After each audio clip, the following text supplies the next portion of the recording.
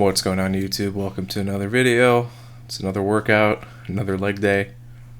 If you haven't figured that out now, it's probably just going to be leg days and stuff going forward. But I'm not going to stop training. Just going to keep going and do what I can do, adjust when necessary. SSB per usual here. And just trying to find my groove, trying to figure out a good spot to have my arm where I'm not jamming it into my thighs and having all these other issues and stuff going on. So just continuing to see what my upper limit is on these SSBs. Hopefully this will carry over and save my deadlift when I come back, just getting some lower body work done. Upper body will be interesting, and when that time comes due, I'll probably develop some sort of plan to get back to where I was.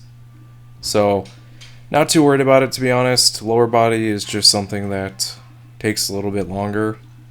When you do have to come back, you can handle so much more weight, so it's a little bit different recovery-wise and stuff like that. Really just trying to emphasize tempo and staying upright, not trying to dive bomb the squats, and really just trying to avoid any additional injury, which can be hard, when you're used to using your muscles and every muscle in your body, especially on SSB, where you brace your upper back, tighten your lats.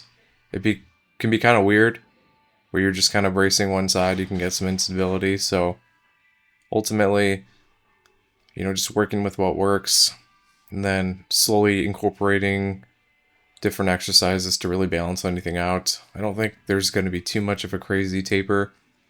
I can kind of position my hand like pushing against the SSB to get additional support. So there is some sort of initiation and activation going on there, which is fine. So we'll see.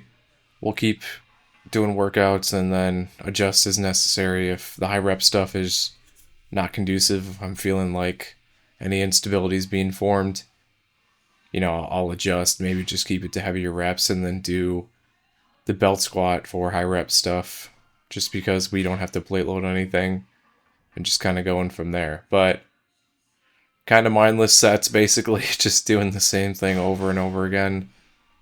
And it can get a little disheartening, but I know it will pay off to some degree in the end.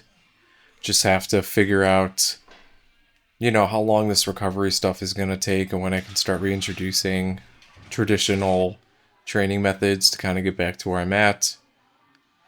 But I always appreciate these side views because it really does show you depth and form and stuff like that. From the front, I have such long femurs, it looks like you're just hitting depth, but you can clearly see the crease in the hip, the hamstring hitting the calf here, and just maximizing as much range of motion as I can. And just trying to be consistent, trying to sit back, load those hips, those hamstrings, and then drive with my quads out of the hole.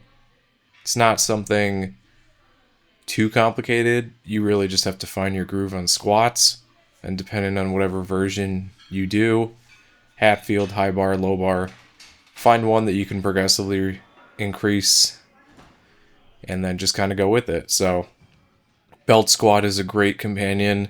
It's a little weird getting used to because I'm used to bearing my squats, but because the weight is so far in front, I'm finding the wider I put my stance, the better depth I can get, if that makes sense. I can kind of leverage and sit back more.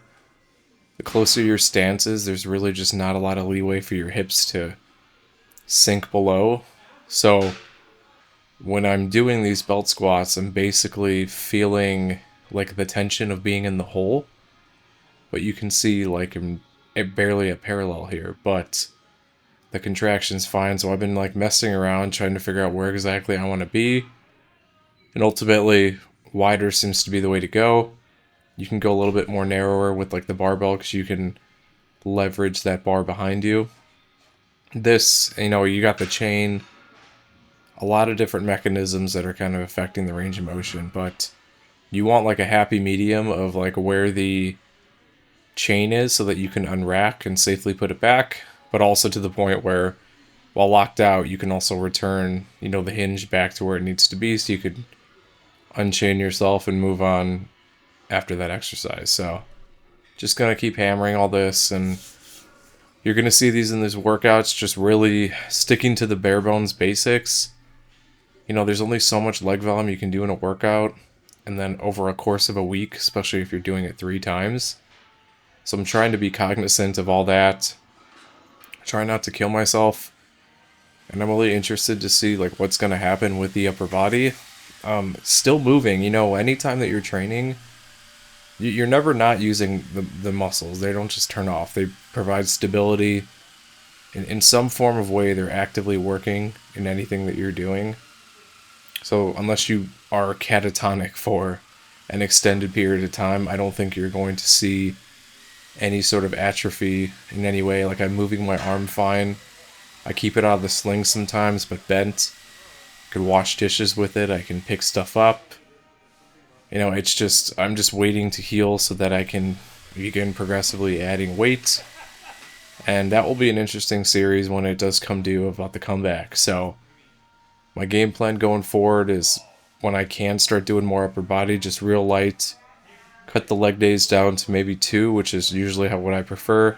Like a high rep day and a strength day. And then just figuring out where I can fill those holes. You know, obviously real light bicep stuff is probably going to be the way for a while. Shoulder mobility, lightweight stuff, lots of reps, and then, you know, maybe tapering the explosive movements until I get to a point where, you know, my body's back to being reinforced, the tendon is nice and comfortable there, the muscles are nice and strong, and then ultimately, you know, we can start doing what we were doing before.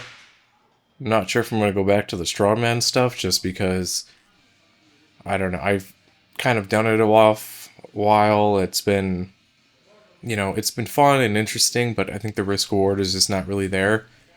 I mean, it's cool to do online though, but the physique stuff, the bodybuilding, the powerlifting, it's been a better balance for me, and ultimately I think that's what the goal is. Probably going to cut back on volume and stuff like that. But who knows, you know, it's all about just longevity's sake. An injury should be like a wake-up call for everything that you're doing, and then you should be able to kind of readjust and figure it out. You know, maybe cut back on volume, let the body heal, and then maybe come back, but I don't know. It's getting really difficult to do strongman workouts, and honestly, it's not like the kind of stress. It's easier to recreate powerlifting and bodybuilding workouts in a gym.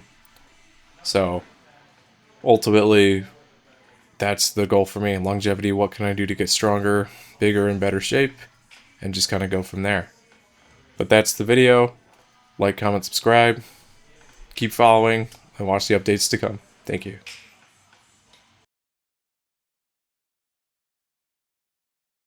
Thanks for watching the latest video. If you want to help support the channel, I actually own my own wet shaving and grooming e-commerce website where everything's handmade by me. It's www.apexsoaps.com, and you can get a 10% off code using wet shaver. We've got some cool scents here. We've got some Coca-Cola scents, a horchata scent, traditional barbershop, just some really cool stuff, and you can purchase samples or you can buy the whole set. If you have any questions, feel free to reach out via email. Be quick to respond. Thanks for watching.